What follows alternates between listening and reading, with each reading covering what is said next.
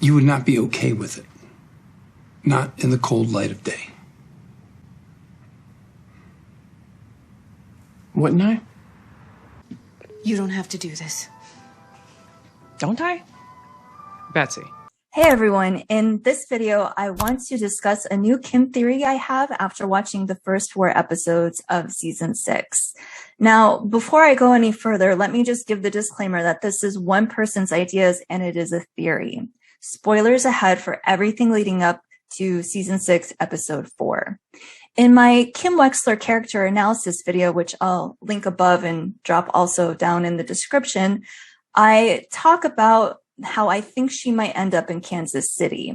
I made that video before season 6 premiered, and I still think her Kansas City Royals t-shirt is of significance, but I have some new ideas about what may happen to Kim. Before I get into my theory, I want to give some context to how I am currently understanding Kim. This theory is largely based on observation. So Kim is very complicit. She is in the game, not just the cartel game, but in the game of designing and breathing life into Saul Goodman. In my opinion, she may even be more Saul than Jimmy is at this point in time. She is getting off on living through him vicariously, and she's like more of a puppet master pulling the strings while Jimmy is out there taking all the risks, like stealing Howard's car and hit and run. In the first part of my breakdown of episode 1, Wine and Roses, I discussed the significance of the mural that we see in Saul's bathroom of Minerva and the Triumph of Jupiter. I won't go into a lot of detail here as it's something that I talk about at length in the breakdown, but I wanted to highlight the point that Athena springs fully formed from Zeus's head. Jimmy is the one who teaches Kim how to grift. But as we've seen in this season, Kim is playing a very large role in crafting Saul. This is also something that I discuss at length in my breakdowns of Rock and Hard Place and in Hit and Run. So go check those out to hear my analysis of how Kim and Jimmy have created each other. In that same breakdown, I talked about how Zeus's finger point reminds me not only of the creation of Adam, but of the finger guns that we see Kim and Jimmy do. Jimmy, what? It's all good, man. You're shitting me, right?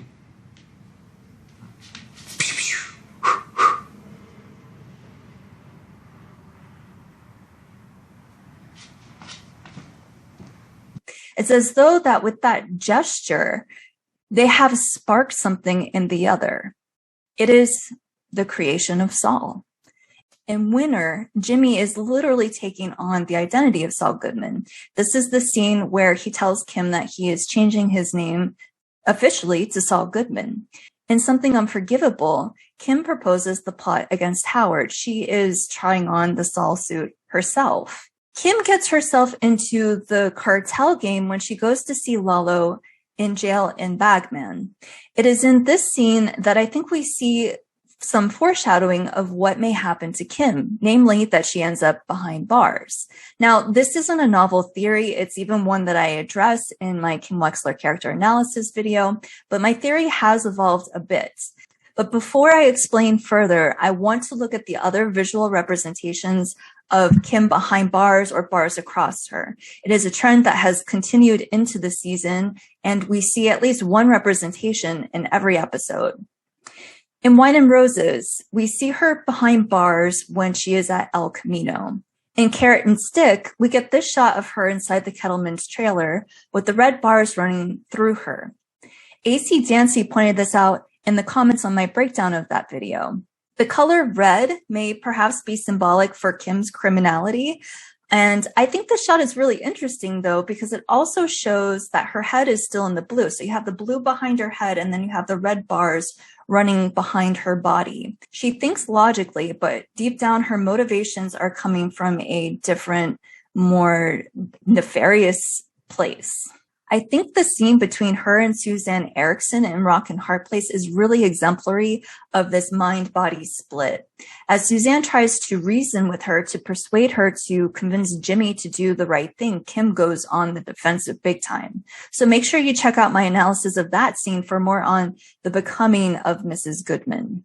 Well, nice to meet you, Mrs. Goodman. And finally, in Hit and Run, we see Kim in her Lalo-esque shirt with the roses on it. And then at the end of the episode, we get this shot of her and Jimmy walking away. Notice the shadows of the rails that Kim is walking through. Again, a visual representation of her behind bars. Okay, so I think this is all pretty compelling visual foreshadowing that Kim will end up behind bars. But there are many different kinds of prisons. Let's go back to the scene between Suzanne and Kim. Suzanne says to Kim that she's telling her because she thinks she's more open to what she has to say. She thinks Kim is more open to reason. In the scene with Kim and Mike in El Camino, Mike tells Kim that he's telling her and not Jimmy because he thinks she is made of sterner stuff. Kim seems legitimately scared in this scene. As I note in my breakdown of this episode, I think it's possible that Kim may actually be more afraid of getting caught in her scheming against Howard than she is of Lalo. Mike explains that he's following her because there's a chance that Lalo might try to reach out to either Kim or Jimmy, but he says it's a very, very slim chance.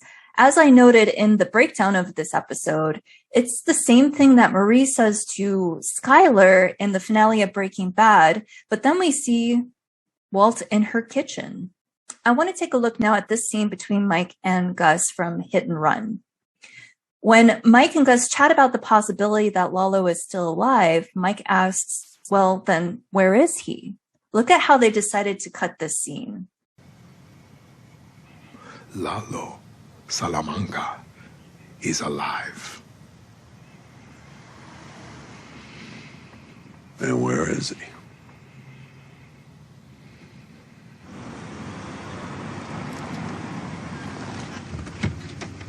Is this perhaps an answer to Mike's question that Lalo will reach out to Kim? I think there is a very good chance that this might happen. There's already precedent for characters having more faith in Kim than in Jimmy. We see this with Suzanne and then again with Mike. I think Kim definitely left an impression on Lalo when she puts him in his place in Bad Choice Road. Are you kidding me with this? Kim, Do you know what he did for you? $7 million of your money. He hauled it across a goddamn desert without one penny missing. And he got you out of jail for a murder that, let's face it, you're definitely guilty of. Kim is smart, cunning, and able to remain calm under pressure. This could be exactly what Lalo needs. So, as I mentioned before, there are many types of prisons. Hey, you awake? Yeah. It is possible that Lalo coerces Kim into joining him or working for him. He may even give her an ultimatum, like Gus and the Salamancas did to Nacho. So I'm entertaining the idea that maybe Kim is the one that leaves Jimmy to protect him, though she will have to make it seem like she has different motivations. Maybe, she'll say that this is going too far or whatever happens with Howard. She was shaken up. So it'll be really interesting to see what happens in the next episode. I think there's still a good chance that Howard will fight back. I originally thought the car following them was actually going to turn out to be a PI that Howard hired, maybe Chuck's former PI that Howard met at Chuck's house when Jimmy broke in to get the tape. So I think Howard may still go that route, but then Kim won't be as worried if she sees someone following her because she might just think it's Mike, and at some point, maybe whatever happens with Lalo, Mike calls his guys off. I could, of course, be completely wrong. It's just a theory. I think she is going to end up in some kind of prison, though, whether it be a physical prison or a metaphorical one, a prison of her own making. So what do you think is going to happen to Kim? I'd love to hear your thoughts, so drop them in the comments below. If you enjoyed this video, please give me a thumbs up, make sure you hit that subscribe button, and leave a comment. Thank you for watching.